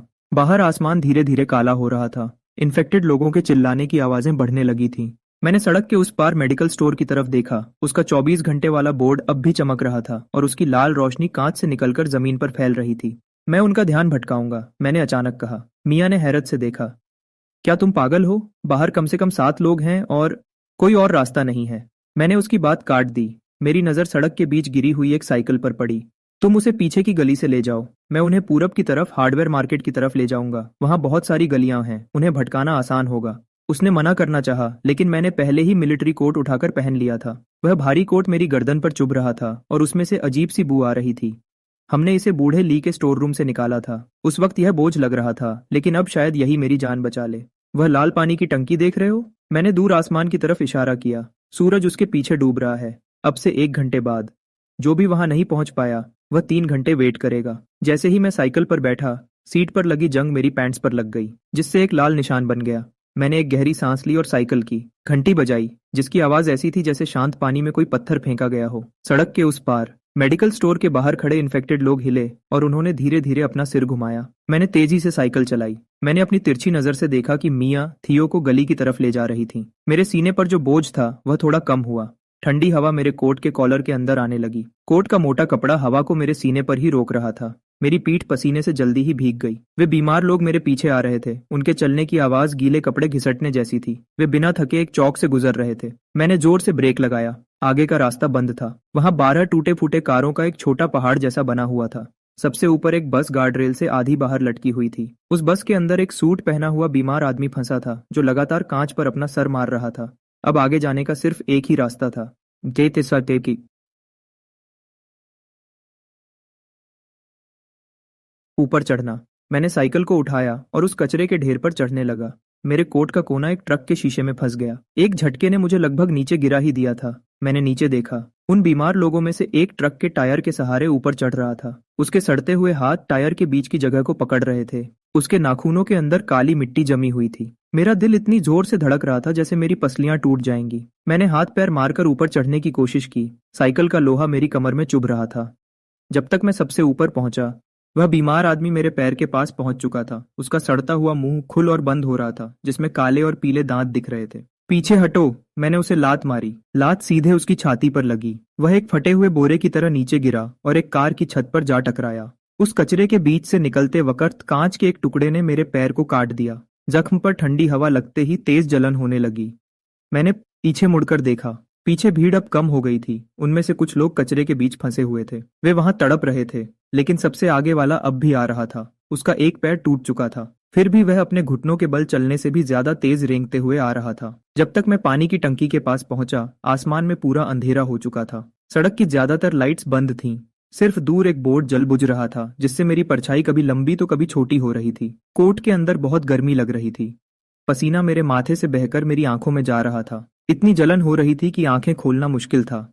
मैंने अपने दांत पीसे और साइकिल चलाता रहा। अचानक एक आवाज के साथ साइकिल की चेन उतर गई। जब मैं नीचे उतरा तो मेरे पैर कांपने लगे। मैं लगभग जमीन पर गिरने ही वाला था। हैंडल को पकड़कर मैं सांस लेने लगा, तभी मुझे पीछे से किसी के चलने की आवाज आई। टूटे पैर वाला बीमार आदमी अब भी मेरे पीछे था, सिर्फ कुछ ही दूरी पर। मैंने साइकिल वहीं छोड़ी और लड़खड़ाते हुए पानी की टंकी की तरफ भागा। हर कदम पर कोट बहुत भारी लग रहा था। मैं टंकी के बिल्कुल पास पहुंच गया था। मैंने अंधेरे में 2 लोगों को खड़े देखा, मिया और थियो। तुम आखिरकार। मिया की आवाज अचानक रुक गई और उसकी सांस अटक गई। मैंने उसकी तरफ देखा और पीछे मुड़ा। टूटे पैर वाला बीमार आदमी मेरे 5 मीटर के पास पहुंच चुका था। उसकी सड़ती हुई आंखें मुझ पर ही थीं। उसी वक्त आसपास की गलियों से गुर्राने की आवाजें आने लगीं, जो पास आती जा रही थीं। वे मेरे पीछे नहीं भटके थे, बल्कि मैं ही उन्हें सीधे यहाँ ले आया था। मैंने अभी यह सोचा ही था कि मेरी आंखों के आगे अंधेरा छा गया। कोट के बोझ से मेरी सांस रुकने लगी और कानों में आवाजें गूंजने लगीं। मैंने मिया को थियो के साथ भागने के लिए चिल्लाने की कोशिश की, लेकिन बेहोश होने से पहले मेरे मुंह से कोई आवाज नहीं निकली। मैंने देखा कि मिया मुझे पकड़ने के लिए आगे बढ़ी और थियो खड़े होने की कोशिश कर रहा था, लेकिन उनके चेहरे धुंधले होते गए और मेरा ध्यान सिर्फ उस टूटे पैर वाले बीमार पर था, जो अब भी रेंगते हुए पास आ रहा था, धीरे धीरे। सब खत्म हो गया। सब कुछ अंधेरा होने से पहले मेरा आखिरी ख्याल यही था। जब मैंने दोबारा अपनी आंखें खोली तो सबसे पहले मुझे दवा की बू आई। उस तेज खुशबू ने मेरे दिमाग को थोड़ा साफ किया। थियो मेरे सामने बैठा था। उसका बैंडेज अब नया और सफेद था। उसका चेहरा लाल था। वह अब भी कमजोर लग रहा था, लेकिन उसकी आंखें साफ थीं। उसने मुझे जागते हुए देखा और उसके चेहरे पर सुकून दिखा। पानी? मैंने अभी थोड़ा ही बोला था कि मुझे एहसास हुआ कुछ गलत है। मेरे दोनों हाथ पीछे एक खुरदरी रस्सी से बंधे हुए थे। वह रस्सी मेरी चमड़ी में चुभ रही थी। दर्द के मारे मेरी सांस अटक गई और मैं डर गया। यह जाग गया। एक भारी आवाज आई। कोने में 3 आदमी खड़े थे। सबसे आगे वाले आदमी की घनी दाढ़ी थी और वह अपने हाथ में एक चाकू घुमा रहा था। मेरी नजर उनके पैरों के पास पड़े बैग्स पर गई। हमारा सारा सामान बाहर निकालकर फेंक दिया गया था। इन कमीनों ने सामान बहुत ध्यान से रखा था। दाढ़ी वाले की नजर मिया पर गई। वह उसे किसी जानवर की तरह घूर रहा था। उसकी आंखों में ऐसी गंदी सोच थी जिसे देखकर मुझे घिन आने लगी। तुम लोग कौन हो? मैंने आराम से पूछा, भले ही मेरा दिमाग तेजी से चल रहा था। लड़कर बाहर निकलना नामुमकिन था। हम तीनों इस हालत में उनका आसान शिकार थे। तुम्हें लड़की चाहिए? ठीक है, ले जाओ। वैसे भी वह ज्यादा दिन नहीं बचेगी। दाढ़ी वाले ने अपनी भौं उठाई। अच्छा? उसकी आवाज में शक था। यकीन नहीं है? देखो, मैंने मिया की तरफ इशारा किया। इसे थोड़ी देर पहले उन बीमार लोगों में से एक ने नोच लिया था। उसकी चमड़ी पर कोई जख्म नहीं हुआ, लेकिन क्या पता वह बीमार हो चुकी हो। और इसका? मैंने थियो की तरफ देखा। यह पहले ही बहकी बहकी बातें कर रहा है। यह आधी रात तक उन जैसा बन जाएगा। मिया का पूरा शरीर अकड़ गया। मेरा दिल बैठ गया। मुझे डर था कि कहीं वह सब बिगाड़ न दे, लेकिन अगले ही पल उसने अपना सिर नीचे कर लिया। उसके कंधे धीरे धीरे कांप रहे थे। उसका डर बिल्कुल सच लग रहा था।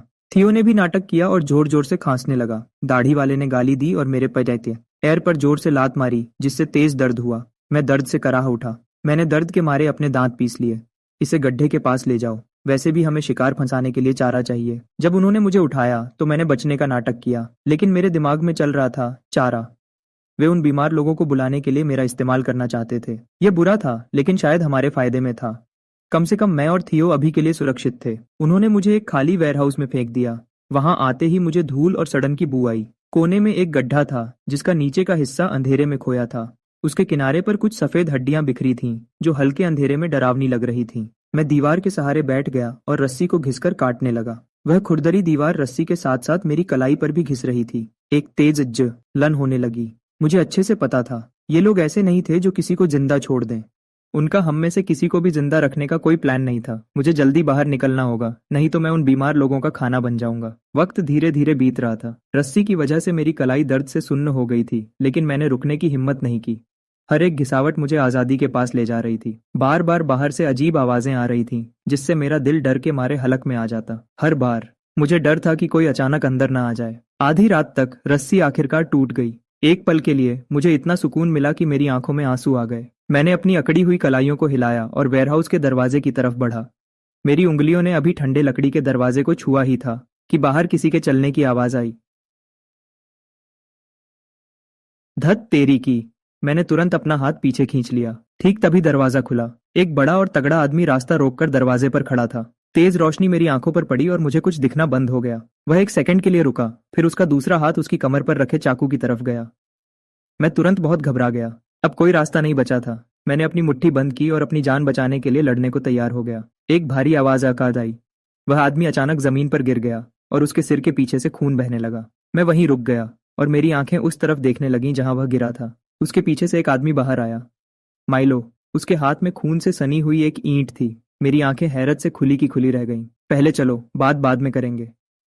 माइलो ने मुझे पकड़ा और भागने लगा। जब हम धीरे से वापस उस जगह गए जहां हम पहले थे, मैंने दूर से मिया और थियो को शेल्फ्स के पीछे छुपे हुए देखा। दोनों ने हाथ में स्टील का पाइप पकड़ा हुआ था। वह दोनों बहुत अलर्ट थे।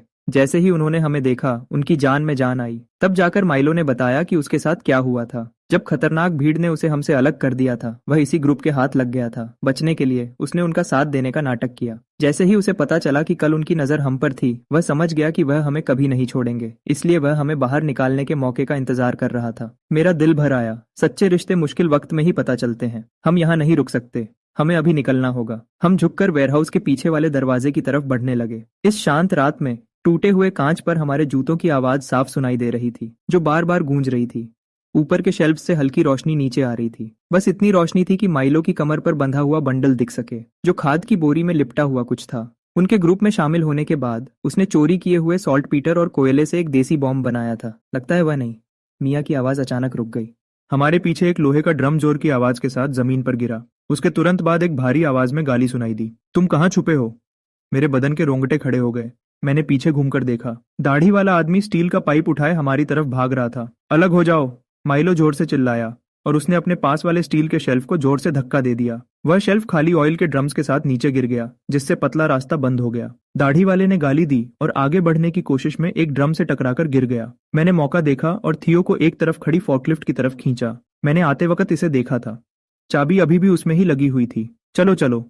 मैंने चाबी घुमाई। फॉकलिफ्ट चलने लगी और उसके धुएं से हमें खांसी आने लगी। लैंकी उस गिरे हुए शेल्फ के पास से निकल चुका था। वह एक बड़ा चाकू हवा में घुमाते हुए आगे बढ़ा। माइलो ने एक लोहे का डंडा उठाया और उसकी तरफ फेंका, जो सीधा उसकी कलाई पर लगा। चाकू आवाज के साथ जमीन पर गिर गया। तेरी तो।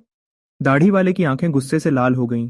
वह माइलो पर झपट पड़ा और पाइप हवा में घुमाते हुए उस पर चलाया। माइलो एक तरफ हट गया और पाइप सीधा जमीन से टकराया। उससे चिंगारियां निकलीं जो उसके चेहरे पर गईं। मैंने फॉकलिफ्ट को पीछे वाले दरवाजे की तरफ तेजी से बढ़ाया। उसका आगे का हिस्सा आधे खुले लोहे के दरवाजे में घुस गया। दरवाजा आवाज के साथ टेढ़ा हो गया। थियो ने अचानक मेरा हाथ खींचा। बाईं तरफ। मैंने घूमकर देखा तो 3 इन्फेक्टेड शोर सुनकर वहां आ गए थे। हरी तरफ बढ़ रहे थे। एक और था, जिसने फटी हुई डिलीवरी यूनिफॉर्म पहनी थी। उसके गले से अजीब आवाज आ रही थी और मुंह से लार टपक रही थी। पकड़े रहना। मैंने स्टीयरिंग घुमाया। फॉकलिफ्ट तेजी से आगे बढ़ी और उसका आगे का हिस्सा सीधा उस डिलीवरी वाले इन्फेक्टेड के सीने में जा घुसा। वह कुछ कदम पीछे हटा, लेकिन उसने फॉकलिफ्ट के आगे के हिस्से को पकड़ लिया और छोड़ नहीं रहा था। उसके सड़े हुए नाखून लोहे पर घिस रहे थे। थियो ने एक फायर एक्सटिंग्विशर उठाया और उसके सिर पर दे मारा। हर तरफ फोम फैल गया, जिसमें काला खून भी मिला हुआ था। क्या हम इसे उड़ाएं या नहीं? माइलो भी वहां पहुंच गया था। उसके हाथ में अभी भी बॉम्ब का बंडल था। दाढ़ी वाला और उसके 2 बचे हुए आदमी शेल्फ्स के पीछे से हमारा पीछा कर रहे थे। उनका पाइप जमीन पर घिसने की तेज आवाज आ रही थी। मैंने पास आते हुए इन्फेक्टेड को देखा, फिर पीछे वाले दरवाजे के बाहर की पतली गली को देखा। अगर उन्होंने रास्ता बंद कर दिया तो हम चूहे की तरह फंस जाएंगे। मैंने अपने दांत भींचे और फॉकलिफ्ट को आगे बढ़ाया। इन्फेक्टेड को एक तरफ धकेला ताकि रास्ता साफ हो सके। थोड़ी सी जगह बनते ही माइलो ने उसकी बत्ती जलाई और उसे जोर से वेयरहाउस के अंदर फेंक दिया। जैसे ही हम गली के पास पहुंचे, उसने हमें पकड़ा और गली के अंदर खींचा। एक बहुत तेज धमाका हुआ और वेयरहाउस की छत उड़ गई। गर्म हवा और टूटी हुई ईंटें हमारी पीठ पर आकर लगीं, जिससे हमारी सांस रुकने लगी। चलो भागो। मैं उन्हें छत की तरफ ले जाने लगा। धमाके की वजह से गली के इन्फेक्टेड पागल हो गए थे। 2 ने पहले ही सीढ़ियों का रास्ता बंद कर दिया था। एक जिसका पैर टूटा था वह हाथों के बल रेंग रहा था और उसके नाखून जमीन पर घिस रहे थे। माइलो ने जमीन से एक पाइप उठाया और जैसे ही उसने अपना सिर उठाया, पाइप सीधा उसके मुंह में घुसा दिया। काला खून उसकी पैंट पर गिर गया। हम गिरते पड़ते छत पर पहुंच गए और पीछे से लोहे का दरवाजा जोर से बंद कर दिया। माइलो ने एक जंजीर निकाली और उसे दरवाजे के हैंडल पर 2 बार लपेट दिया। लॉक बंद हो गया। जैसे ही लॉक बंद हुआ, नीचे से एक भारी आवाज आई। इन्फेक्टेड दरवाजे को पीट रहे थे। मैंने थियो को एक जंग लगी हुई पानी की टंकी के सहारे बैठने में मदद की। उसका माथा बहुत तेज गर्म हो रहा था। फिर उसने अचानक मेरी कलाई पकड़ ली। देखो, दरवाजे का कब्जा, उसने धीरे से कहा। मैंने नीचे देखा और पाया कि बार बार टकराने की वजह से दरवाजे का नीचे वाला कब्जा पहले ही ढीला हो चुका था। मियाँ ने अचानक कोने की तरफ इशारा किया। वहां लोहे के सरिये हैं, जो काम के बाद बचे हुए लोहे के सरिये थे। वह अलग अलग साइज के थे और उनके किनारे टूटे हुए और नुकीले थे। माइलो ने सबसे लंबा सरिया उठाया और उसे कब्जे के नीचे फंसा दिया। जैसे ही वह उस गैप में फंसा, दरवाजा पीटने की आवाज थोड़ी कम हो गई। वहां और भी हैं। मियाँ ने छत पर रखे ईंटों के ढेर की तरफ इशारा किया, जो पहले के काम से बची हुई थी। माइलो और मैं जल्दी से उन ईंटों को दरवाजे के पीछे एक एक करके रखने लगे। ईंटों का ढेर धीरे धीरे बड़ा होता गया। दरवाजा पीटने की आवाज आखिरकार कम हो गई, लेकिन उनके गुर्राने की आवाज तेज और पास आने लगी। वह दरवाजे के दूसरी तरफ बिल्कुल चिपक गए थे और उनके सांस लेने की आवाज लोहे से टकरा रही थी। उनमें से सड़े हुए मांस की बदबू आ रही थी। तेरी तो, वह यहाँ ऊपर भी आ गए हैं। मैंने नीचे झांक कर देखा तो दाढ़ी वाले के लोग सीढ़ियों से ऊपर आ रहे थे। लैंकी के हाथ में अभी भी एक कुल्हाड़ी थी। वह साफ तौर पर धमाके वाली जगह से बचकर घूम कर आए थे। 2 इन्फेक्टेड भी उनके पीछे पीछे आ रहे थे, जो शायद उनके साथ ही ऊपर खींचे चले आए थे। बहुत बढ़िया, हम दोनों तरफ से घिर चुके हैं। अब क्या करें? मैंने एक ईंट उठाई और उसे नीचे फेंक दिया, जो सीधा लैंकी की पीठ पर लगा। वह गाली देते हुए पीछे घूमा। मियाँ ने भी एक टूटी हुई ईंट उठा ली। उसका निशाना बियर्ड के सिर पर था, लेकिन वह सीढ़ियों की रेलिंग पर जा लगी और टुकड़े टुकड़े हो गई। थियो ने पानी की टंकी का सहारा लेते हुए हांफते हुए कहा, वह एस्बेस्टोस की शीट्स, उन्हें उखाड़ो। छत के नॉर्थ साइड पर पुरानी एस्बेस्टोस शीट्स का एक ढेर था। यह किसी पुराने शेड का बचा हुआ सामान था। माइलो और मैंने एक दूसरे को देखा। फिर हमने उनमें से 2 शीट्स को उठाया और सीढ़ियों की तरफ फेंक दिया। वह शीट्स आवाज करते हुए नीचे गिरी और सीधा बियर्ड के पैरों के पास जाकर टकराए। एक शीट में से कील निकल रही थी जो उसके हाथ पर लग गई। तुरंत ही खून निकलने लगा। वह गाली देते हुए पीछे हट गया। अभी के लिए हमने उन्हें रोक दिया था, लेकिन नीचे की तरफ इन्फेक्टेड लोग और जोर जोर से दरवाजा पीट रहे थे। ईंटों की बनाई हुई दीवार पहले ही आधी टूट चुकी थी। लोहे का दरवाजा अंदर की तरफ धंस गया था और उस पर बड़ा निशान पड़ गया था। दरवाजे के गैप से उनकी सड़ी हुई उंगलियां दिख रही थीं। मैंने लोहे का एक सरिया उठाया। मेरा दिल घबरा रहा था। अगर वे अंदर आ गए तो हमारे पास बचने का कोई मौका नहीं बचेगा। माइलो ने अचानक मेरा हाथ पकड़ा। उसने वेस्ट के आसमान की तरफ इशारा किया। क्या है? मैंने आंखें छोटी करके देखा तो एक छोटा सा काला निशान हमारी तरफ बढ़ता हुआ दिखा और उसके साथ ही एक हल्की आवाज पास आती जा रही थी। एक हेलीकॉप्टर? ऐसे समय में हेलीकॉप्टर कहां से आएगा? लेकिन आवाज और साफ होती गई, यहां तक कि उसने उनके चिल्लाने और बियर्ड की गालियों की आवाज को भी दबा दिया। हवा को काटती हुई हेलीकॉप्टर के पंखों की साफ आवाज आ रही थी। पहले इन कमीनों से निपटते हैं। माइलो ने अचानक एक सरिया उठाया और सीढ़ियों की तरफ भागा। बियर्ड अभी सीढ़ियों से ऊपर छत पर पहुंचा ही था। अचानक उस पर आग बुझाने वाली कुल्हाड़ी से हमला हुआ। माइलो ने रोकने के लिए सरिया ऊपर किया और एक जोर की आवाज हुई। उस झटके से उसका पूरा हाथ सुन्न हो गया। मैं भी आगे बढ़ा और जमीन से एक टूटी हुई ईंट उठा ली और उसे लैंकी के चेहरे पर दे मारा। वह दर्द से चिल्लाया और पीछे लड़खड़ा गया। उसका पैर फिसल गया और वह सीधा एक पास आते हुए इन्फेक्टेड के ऊपर जा गिरा। उसने तुरंत उसे काट लिया। वह अपने हाथ पैर चलाते हुए चिल्लाने लगा, लेकिन उसे खुद से दूर नहीं कर पाया। अचानक नीचे से गोली चलने की आवाज आई, जैसे बर्फ टूटने की तेज आवाज होती है। मैं वहीं रुक गया। दरवाजे को नोच रहा एक इन्फेक्टेड तुरंत नीचे गिर गया। उसका सिर पीछे से फट गया था।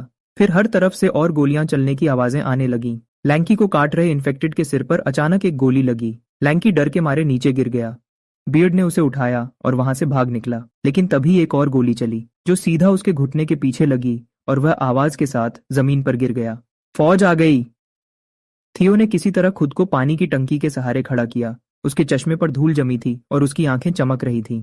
मैंने ऊपर देखा तो छत के ऊपर एक गहरे हरे रंग का हेलीकॉप्टर उड़ रहा था। उस पर बना देश का निशान धूप में चमक रहा था। हेलीकॉप्टर का दरवाजा खुला और एक बंदूक बाहर निकली। गोलियां चलने की आवाज आने लगी, जो नीचे खड़े इन्फेक्टेड लोगों पर बिल्कुल सही निशाना लगा रही थी। जो चीजें अभी कुछ देर पहले दरवाजे को पीट रही थीं, वह एक पल में ढेर हो गईं। हेलीकॉप्टर के पंखों से तेज हवा नीचे की तरफ आ रही थी, जिसकी वजह से मेरी आंखें बंद हो गईं। माइलो सरिये का सहारा लेकर हाँफ रहा था। उसका हाथ अभी भी कांप रहा था। उसके चेहरे पर खून और मिट्टी लगी थी, लेकिन फिर भी उसके चेहरे पर एक मुस्कान आ गई। मिया टंकी के सहारे खड़ी थी। उसने अपना हाथ अपने सीने पर रखा हुआ था और उसकी आंखों से आंसू बह रहे थे, जो थियो के हाथ के पीछे गिर रहे थे। मैंने फौजियों को सब साफ करते हुए देखा और अचानक मेरे शरीर की पूरी ताकत खत्म हो गई। जब उन्होंने हमें हेलीकॉप्टर के अंदर खींचा, मैंने आखिरी बार छत की तरफ पीछे मुड़कर देखा। दरवाजे के पास ईंटों का ढेर बिखरा पड़ा था। जमीन से सरिया टेढ़ा निकल रहा था।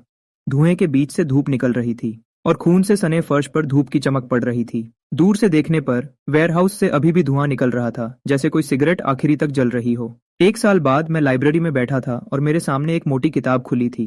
फाइनल एग्जाम्स फिर से आने वाले थे। इस बार ये असली एग्जाम था, कोई दुनिया का खत्मा नहीं। मेरा फोन बजा। एक ग्रुप मैसेज आया। कोल की बास्केटबॉल टीम चैंपियनशिप जीत गई थी। मैंने तुरंत रिप्लाई किया, हाँ बिल्कुल, आज रात को पार्टी करेंगे। बधाई हो, थियो ने रिप्लाई किया।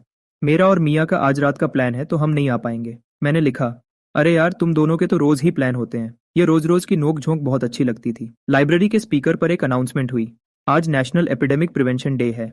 आइए हम उन्हें याद करें जिन्होंने अपनी जान गंवाई और उन हीरोज का शुक्रिया करें जो मुश्किल समय में हमारे लिए खड़े रहे।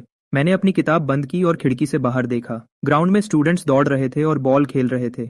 सब कुछ कितना नॉर्मल लग रहा था, लेकिन सब जानते थे कि यह सब इतनी आसानी से नहीं मिला था। इस मुसीबत ने हमसे बहुत कुछ छीन लिया था, लेकिन हमें बहुत कुछ सिखाया भी था। इसने हमें पहले से तैयार रहना सिखाया, आज की कदर करना सिखाया और सबसे बढ़कर यह विश्वास दिलाया कि सबसे अंधेरी रात के बाद भी सवेरा जरूर होता है, क्योंकि हम इंसान हैं, क्योंकि हमारे पास दिमाग है, हिम्मत है और प्यार है। जब दुनिया टूटकर बिखर जाती है, तब भी भाई एक दूसरे के साथ कंधे से कंधा मिलाकर खड़े रहते हैं। मेरा फोन एक बार फिर बजा। मम्मी का मैसेज आया था, आज रात के खाने में क्या खाओगे? मैं बना दूंगी। मैंने लिखा, कुछ भी चलेगा, आप जो भी बनाती हैं अच्छा होता है। तुम्हें हमेशा मुझे खुश करना आता है। मैं तुम्हारा पसंदीदा ब्रेस्ड पोर्क बनाऊंगी। मैं मुस्कुरा दिया। जिंदा रहना कितना अच्छा था, परिवार का होना कितना अच्छा था, भाइयों का होना कितना अच्छा था। भाइयों का होना सच में बहुत अच्छा था। आखिरकार तबाही खत्म हो चुकी थी और हमारी कहानी तो अभी शुरू हुई थी।